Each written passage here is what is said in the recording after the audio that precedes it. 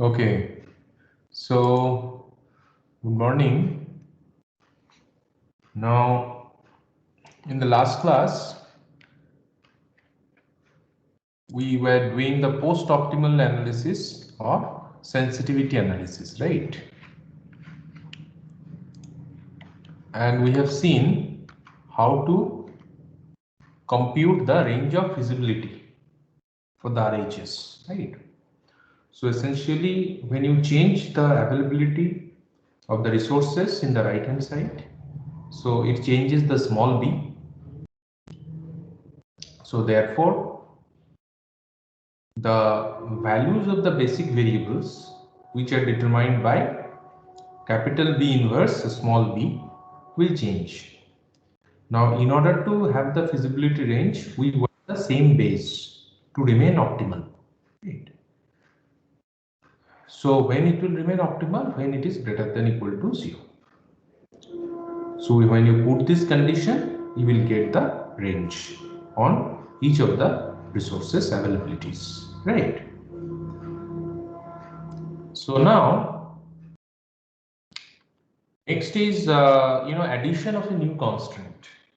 So, when a new constant is being added to the system. Suppose you are given an LP problem where you have certain objective and the set of constraints and you have solved it, you have got the final table, right?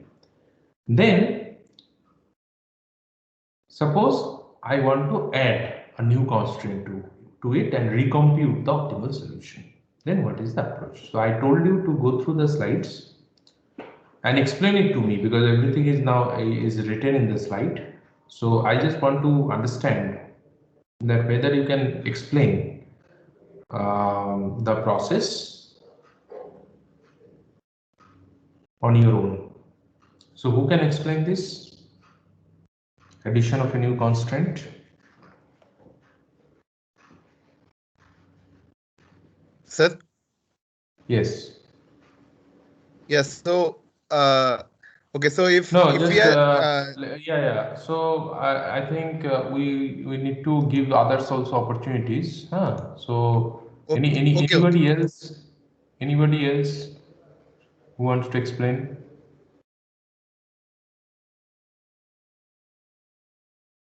What about Devendra Patidar?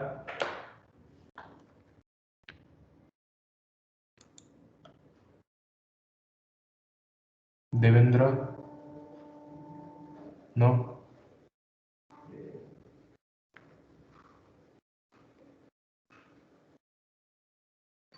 Nikhil Chhatri? Are you there? Yes, sir. Yeah, can you explain what is going on here? How Yes, sir. to handle this addition of new constraint? So, sir, as per my understanding, there will be two cases when we add a new constant, right? So, first, we will check whether the current optimal solution is feasible or not if we add the new constant. If it is feasible, then the given constant is redundant, right? And if it isn't feasible, then we simply add that constant to the simplex table and then we solve it using primal dual simplex method. No, how you add it to the simplex table? See, for Sir, example, here, for this problem, the Toyko problem, suppose if we consider this constant 3x1 plus x2 plus x3 is less than equal to 500, right? right, sir. Whereas my current solution is this 0, 100 and 230. So when I substitute these values, we satisfy this constant. Yes, So sir. that means that this This is current redundant. solution remains optimal, right? Yes, sir. So this constant is redundant. I mean, it's not affecting the optimal solution, right? Yes, sir. Now suppose another, if I consider this constraint, say this is the new constant which I want to add. Now Yes, when I replace the values, I see that this is getting violated, right? yes, sir. Then how should I recompute the optimal solution from the current table, current optimal table? Okay, so sir, we add this constant to the simplex method, right? Like we add the basic variable as x7 here. Then we make the coefficient 0 of the non-basic variable. And then we see whether we apply primal or dual method. based on the RHS value and the coefficients on the zeroth row. No, so what is x7 here? That will be the slack variable for the given constraint. Yes. And here we have included in the base because I am adding one more constant, so size of base will be increased by 1, right? So x7, if I consider it in the base, and if I write down this constant, it will be 3, 3, 1, then 0, 0, 0, 1, 500, right? Now, so this is the new table, fine. But this table is not in proper form. Why? Because sir, here the basic variable has coefficient in the last row, not non-zero coefficients, 3 and 1. 3 and 1, non-zero Yes, sir. coefficients in the last row. Last row. Right. So we have to make it 0. So we do the Gaussian elimination process, right, to make it 0. So this is what is obtained after doing the Gaussian elimination. So I get this row. So I replace this x7 row with this new x7 row, which we get after the Gaussian elimination, right? Right, sir. Now, if you consider this, you see minus 30 here. Fine. So which approach would you apply to? So which means this is an infeasible solution. The current base Yes, sir. gives you an infeasible solution. Yes, sir. So we are moving from infeasible to feasible. So dual simplex method we will apply. Okay. So you apply dual simplex and you compute this. So this is the new solution, right? 0, 90 and 230 and Z is this value, right? Right. Yeah. Okay. Good. Everybody is clear about this? That how you are introducing or adding a new constraint in the simplex table, and why I am doing this Gaussian elimination and getting this minus 30 value, which makes it infeasible. And then we are applying dual simplex to find the optimal solution, feasible and optimal solution. Is everybody clear about this? Yes, sir. Yes, sir.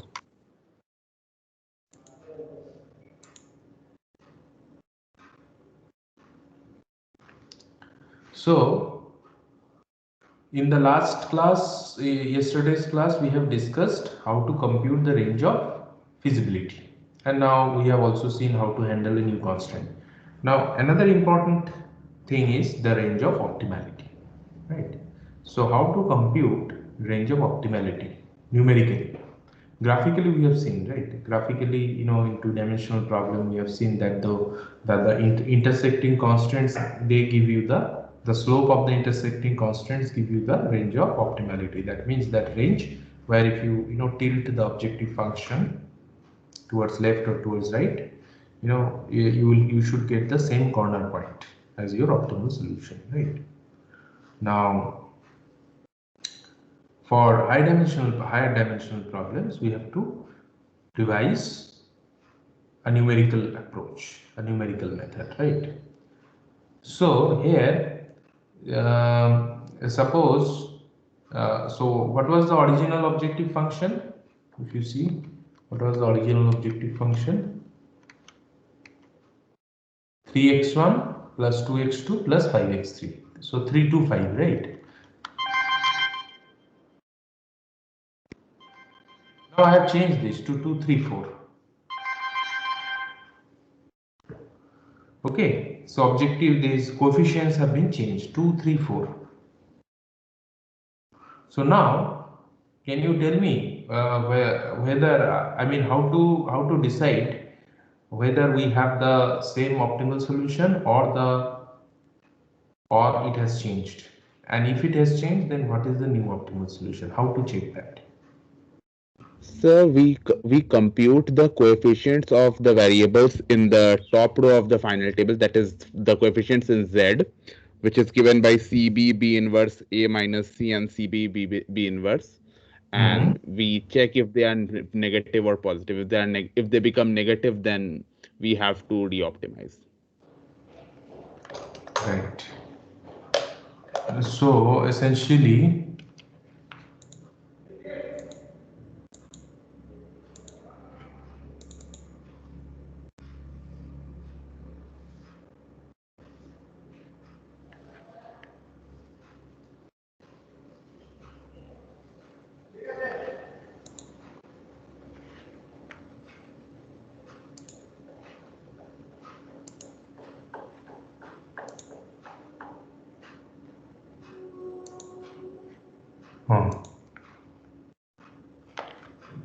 So essentially, when we change the objective coefficients, so if we look at the matrix form, right? So this is 1 0, and then CB B inverse A minus C and CB B inverse, right? And this is B inverse A and B inverse, fine.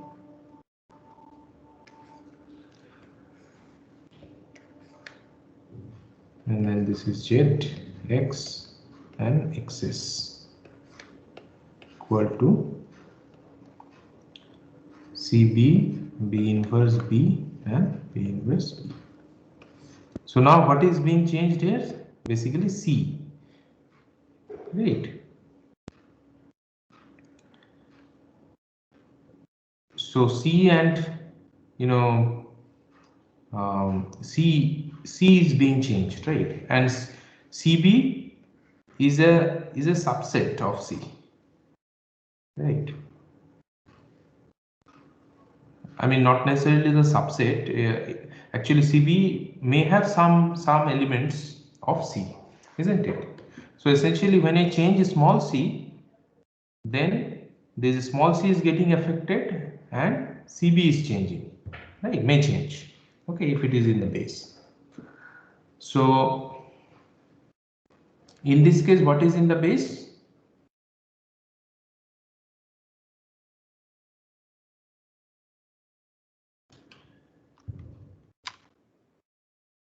Which variables are in the base in this case for this problem? You see x2, x3 and x6, right? So x2, x3, x6 are in the base. So xb here,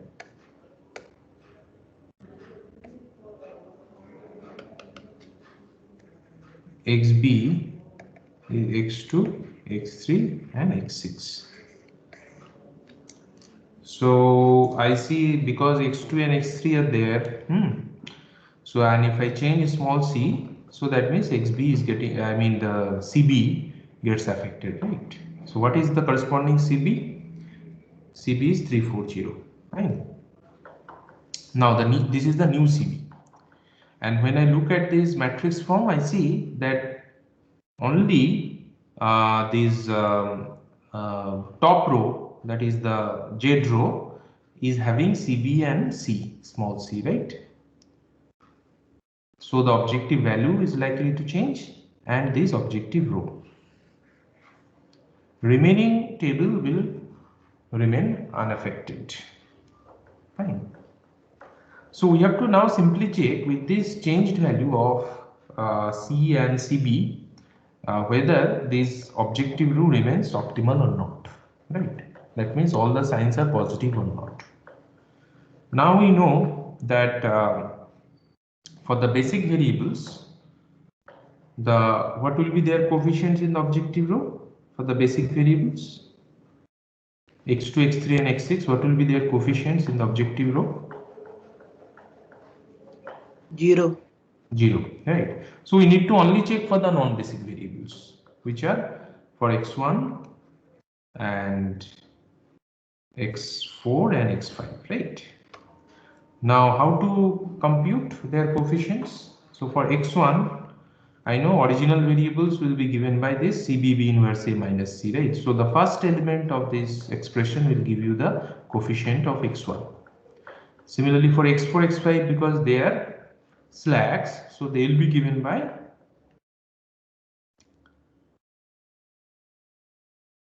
CB inverse, right? The coefficients of x4 and x5 will be given by CB inverse. So this is what is being done here, you see. So this is CB inverse, so those are the dual values y1, y2, y3. So actually they are coefficients of x4, x5 and x6, and it has come to be 3 by 2, 5 by 4 and 0, right? So we see, okay, these two are positive. That means the coefficients of, so this is the coefficient of x4 and this is the coefficient of x5, right? So they are positive. So what remains is x1, which is given by this ya minus c, CB inverse A minus c. So ya minus c is this if you know these dual values, or you can directly compute CBB inverse A minus C, and you will get 13 by 4, which is again positive, right?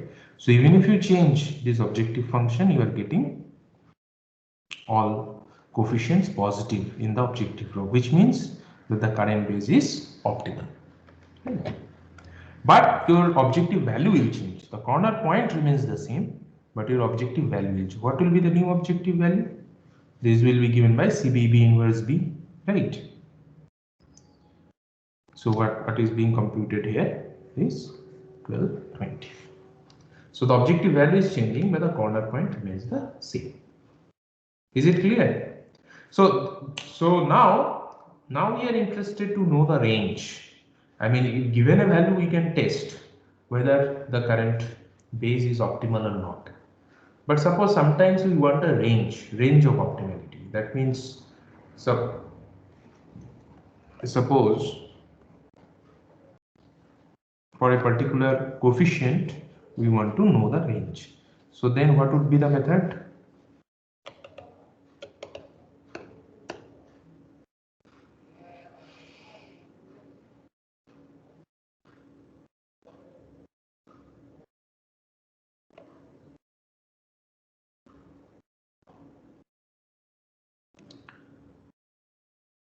So this gives you, so this is given. Now find the optimality range of x1. So we have these three x1. Now I am to the range of coefficients which I can attach to x1, so that my production schedule, that means the optimal solution, is not disturbed. Right? It will remain the same. Will remain the optimal. Right?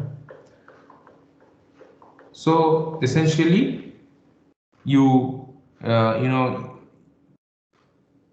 you want to know, say 3 plus d1 x1 plus 2x2 plus 5x3, right? So what is the range of d1? That will give you the range of the coefficient for x1.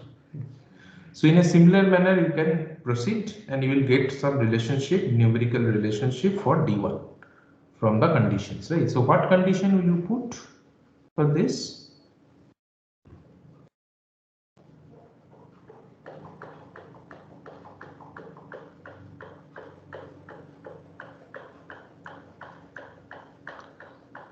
What will be the condition for this? Now you should be able to answer.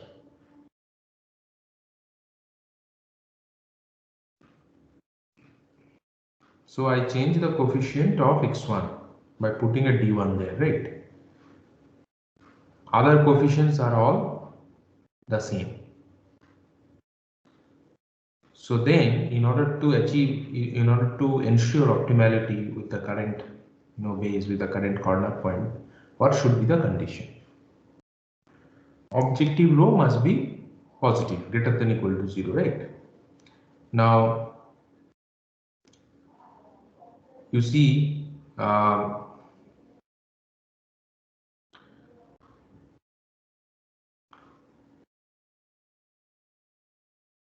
so what would be the way? So you have to basically put the condition on the non-basic variables, that all the non-basic variables coefficient should be greater than equal to 0.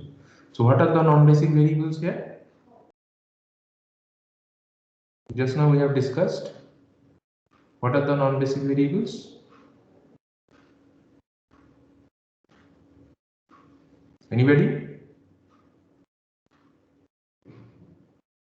x1, x4 and x5. Right. x1, x4, x5. x1, x4, x5. So for x4, x5, the values will be y2, y3, right? The dual values, y2, y3. Now for y2, y3, will it change or it will remain the same as earlier?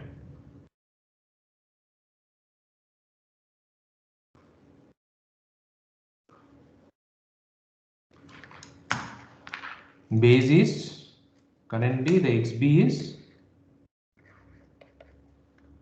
x. It will not change because x2, we are x3, changing the coefficient of x1. X.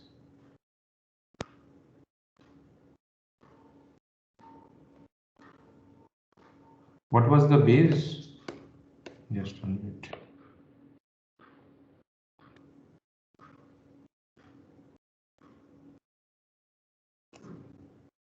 X2, X3 and X6, right? X2, X3 and X6. This is the base.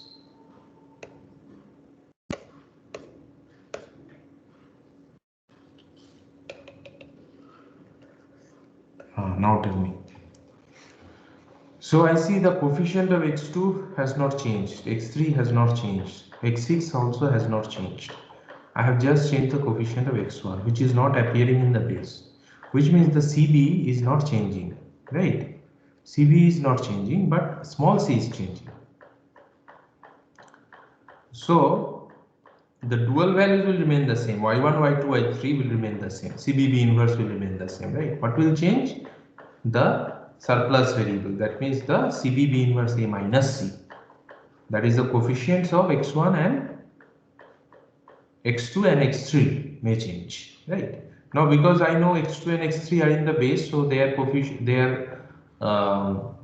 coefficients will be 0 in the objective row. So only thing that will change is the coefficient of X1 in the table, in the top row, which is given by Ya minus C. So I just put the condition Ya minus C greater than equal to 0, right? So this is the dual equation y1 plus 3y2 plus y3 minus 3 plus d1 should be greater than equal to 0. So it comes to, when you replace the values of y1, y2, y3, it comes to 4 minus, so d1 is less than equal to 4, right? So within this range, your current corner point, that is the current optimal solution, will remain optimal. So can you try out for this one?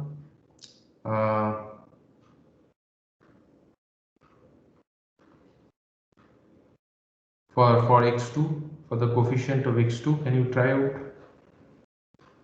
that what is the range? Okay, for x2 also I have, this is given, so you just carefully observe how we have decided the range for x2, and you on your own compute the range for x3 and tell me what is the range for C3.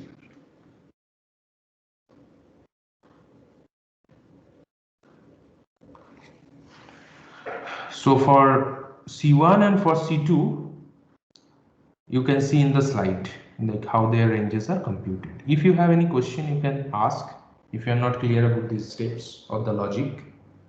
And if you are clear, then you on your own compute the range for C3.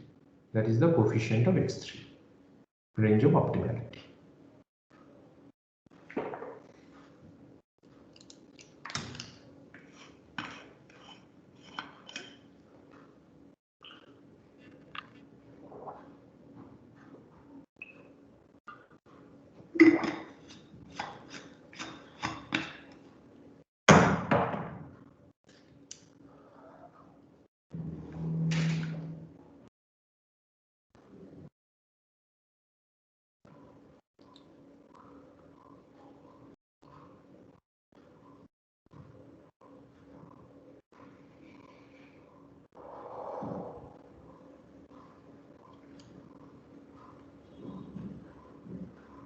If you are not sure about the logic or the steps to compute the optimality range, you can ask right now.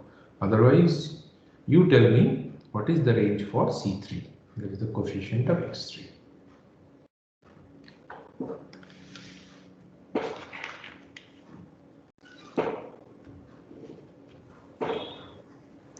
So can you show the previous equations once?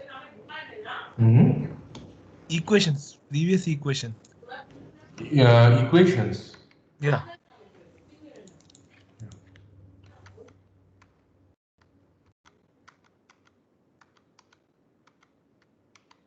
This one, no?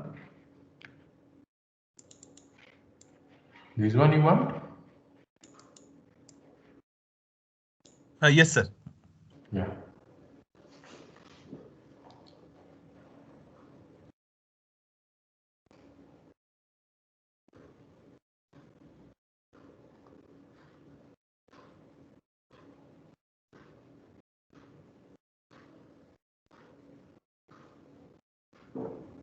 And the final table is this one.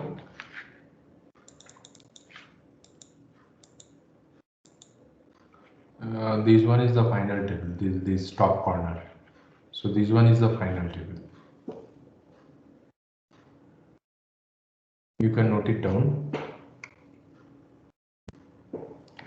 I'll paste it here. Required.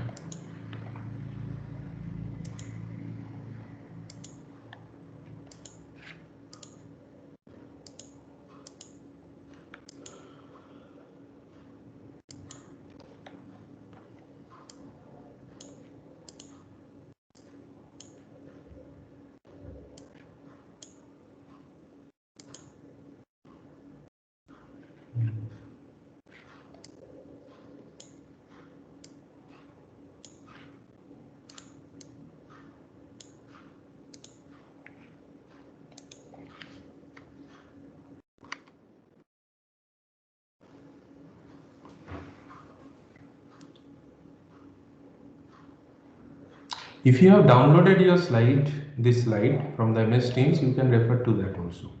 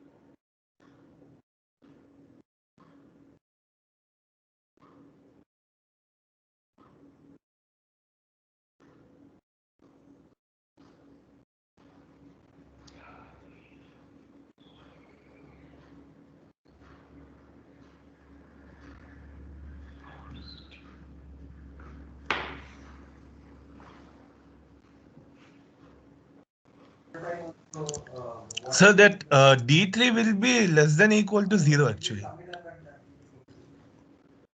D3 is less than equal to 0. Means D3 means the term which we are adding. So It can be anything like -100 also. okay, from lower side I have to calculate that side. I'm telling upper bound actually.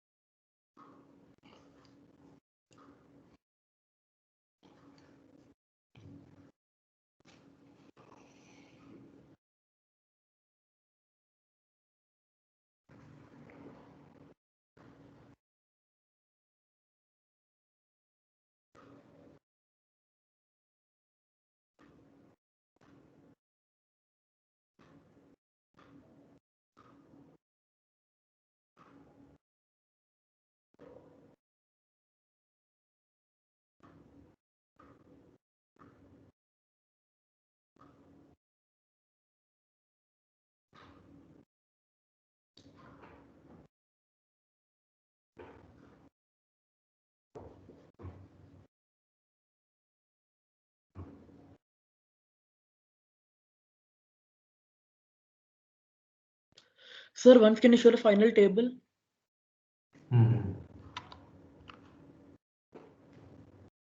This one, upper right corner.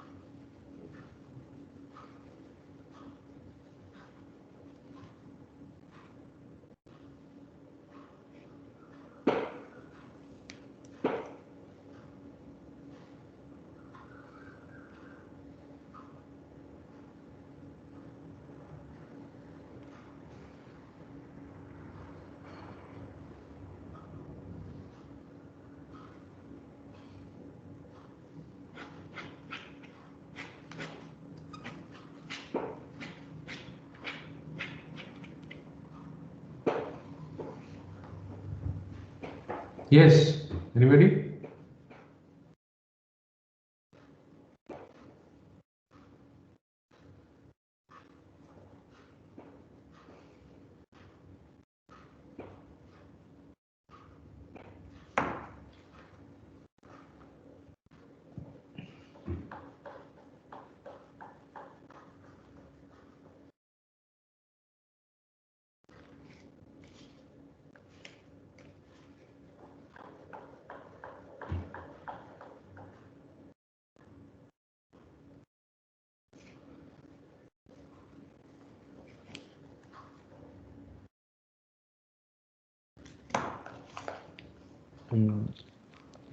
The change I am taking like 5 plus d, so d is greater than equal to -4.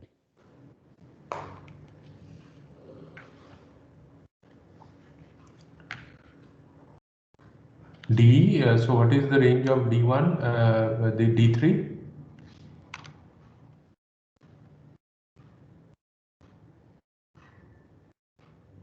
-4 to 0.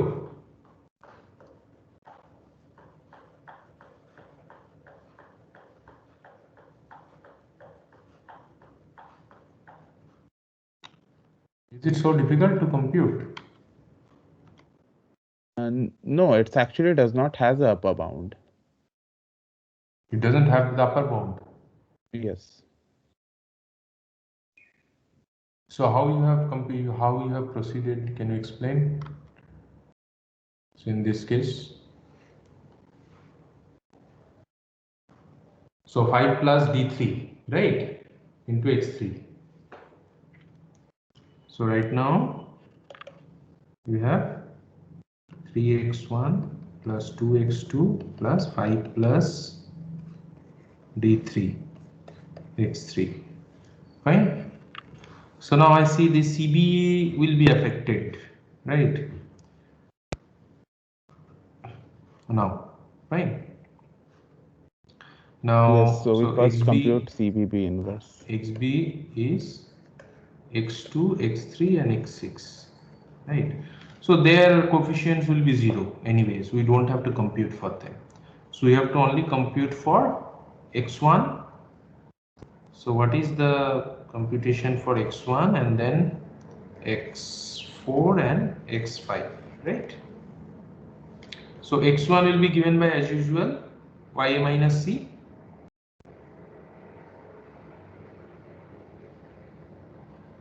So what is the YA minus C here?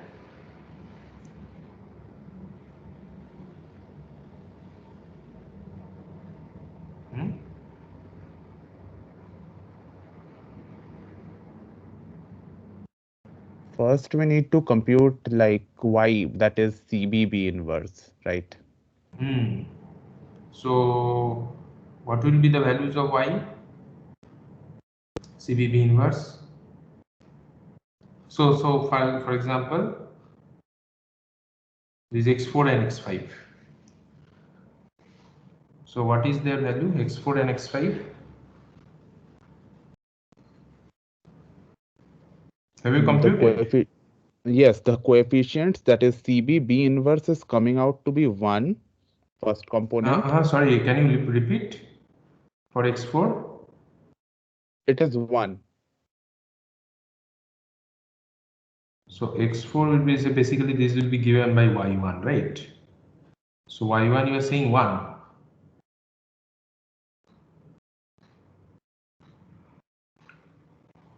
Y1 you are saying 1.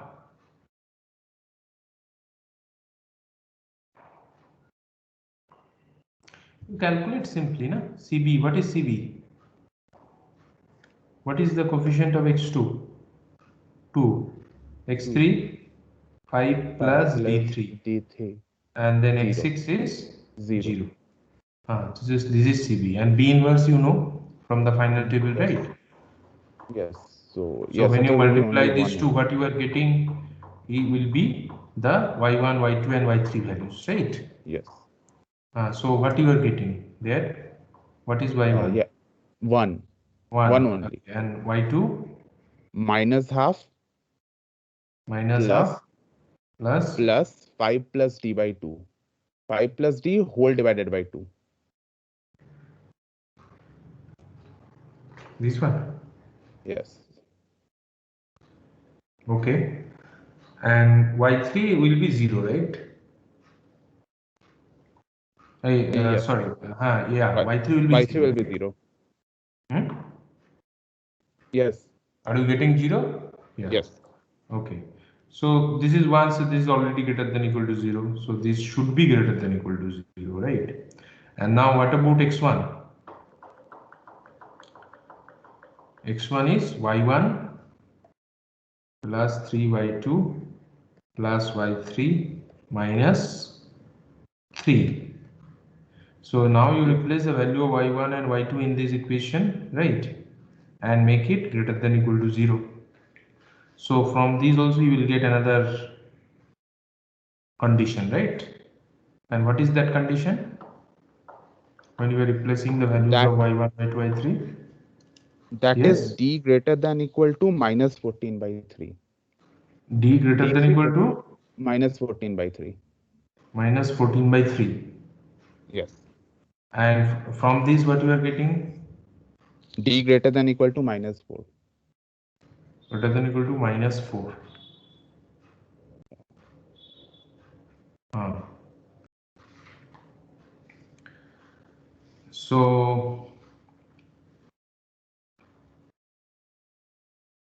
So this one will dominate, right? Yes, sir. Du d3 greater than equal to minus 4. So lower limit is available, as such there is no upper limit, right?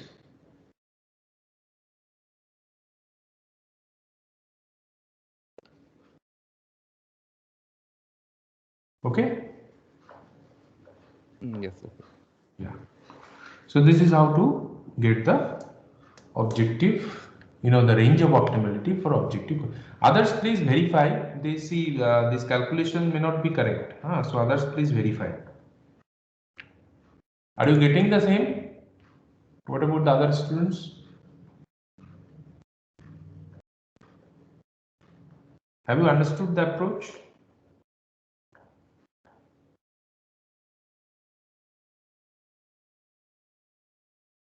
Yes, sir, we understood the approach. Have you got the same I'm condition? getting different answers. So you just Yeah, check yeah. the calculations, Okay, sir, I'll just check it. check the calculations.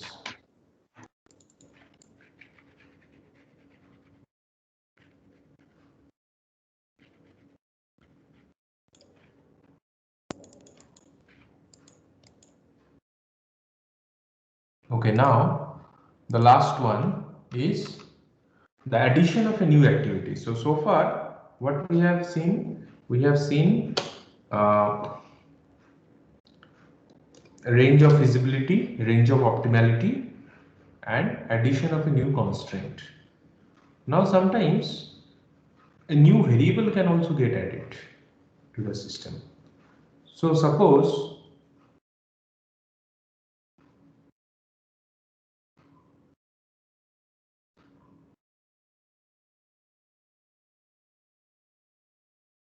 in the Toyko example, now they are thinking of producing a toy fire engine.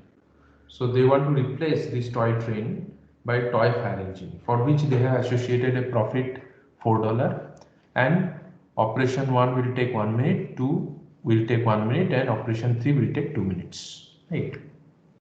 So this is a new product. That means a new variable being added to the system. So you have to now assess two things. One is whether it is profitable to add this product, right, or to actually produce this product. And if it is profitable, then what should be the optimal quantities of the different products, including this toy fire engine. Is the question clear? So when a company wants to add a new product, so first question is the product profitable in the current system or not? If it is, then how much to produce, right? So these are two questions. So how to answer the first question, that whether the current product is profitable or not? How to answer this? This proposed product, toy fire engine, is profitable or not.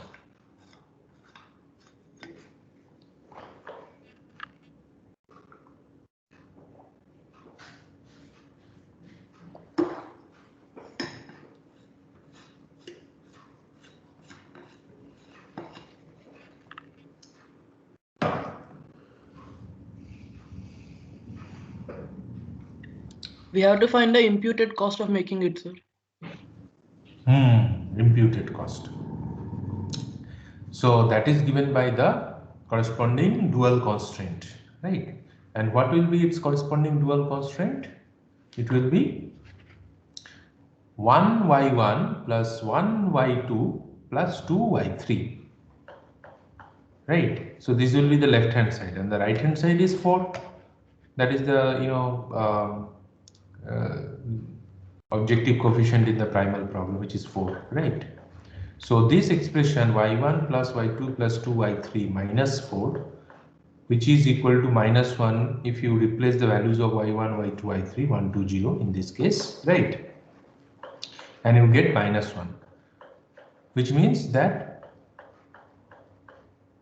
the imputed cost is less than profit. So profit is higher because you are getting minus 1. So the product is profitable to make, right? Any confusion?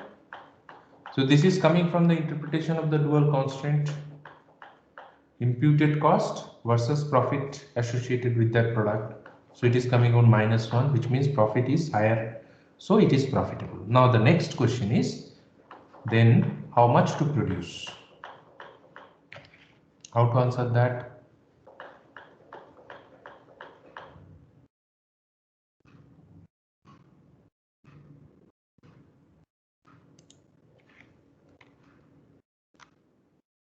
How much to produce? So here we have replaced what? We have replaced the toy train. We have replaced the toy train with this toy fire engine, with this new product, right? So now I want to decide then how much to how many to produce. How to answer that? So first of all, we have to check with this replacement, what is its effect on the simplex table, the current base, right? How my objective row or the constraint rows or the right hand sides are affected. So what is actually changed here? If we are changing, if we are replacing this toy train with a toy fire engine, what is actually getting changed in the matrix, in terms of matrix form?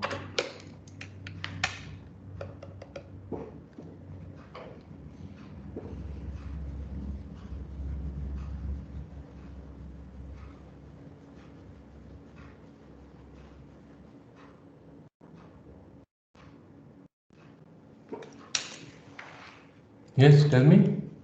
The constraint equation will change, and the coefficient in the objective row also will change. So suppose when you add this, it is not actually, see, I think you should consider adding this new activity instead of replacing it. Okay. So now for this new variable, so we have to define a new variable x7, which is the number of toy fire engines to make, right? Now, so when you try to add x7 to this simplex table, you look at here. So this was the earlier table, right? Now I want to add this x7 column, which is representing the toy fire engine. So we have to basically produce the entire column for x7, right, in the simplex table. Now the first entry is this -1. From where we have got it? So this is now original variable, right? x7 is now the number of toy fire engines, right? So it is original value, it is not a slack. So from where we will get this coefficient -1? Ya minus Ya minus c. Ya minus c. Ya Right? minus c. So you simply calculate ya minus c. So objective row is ya minus c, and when you replace the values of y, a, and all these things, you get -1. Right? Here C is 4, right? So this is -1, which is already calculated, right? This is -1, so this is -1. So here I have written -1. Now what about this remaining 3? From where I will generate it? For the original B inverse. B inverse. B inverse. Right. In A, we add a new column for the new variable. Correct. So B inverse. So B inverse, we know what is B inverse. B inverse is this matrix associated with this slack, right? So B inverse and A the entire A we don't need. We only need the column for this fire engine, which is given as 112, right? These operational times 112. So B inverse and 112, which gives 1/4, half and 1. So that's why I have written here 1/4, half and 1. So this is the new table. When you add this activity X7, which is the toy fire engine, and then you have to solve it. Is it optimal? Is the table optimal? No, because in the objective row you have -1. Is it feasible? Yes. Right hand side is not affected, so it's feasible, right? So you have a non-optimal table but feasible one. So we can apply primal simplex method to get to the optimal solution. So when you solve it by simplex, you will get the new optimal solution, which is this one. So now interestingly, you see x1 is 0 and x2 is 0.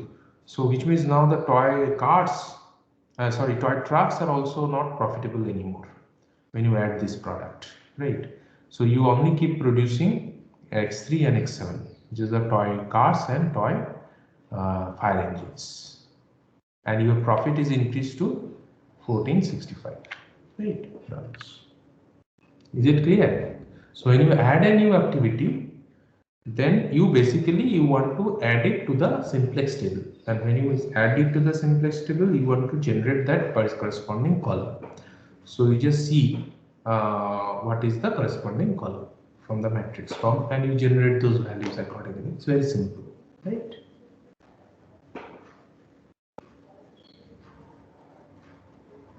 Any question?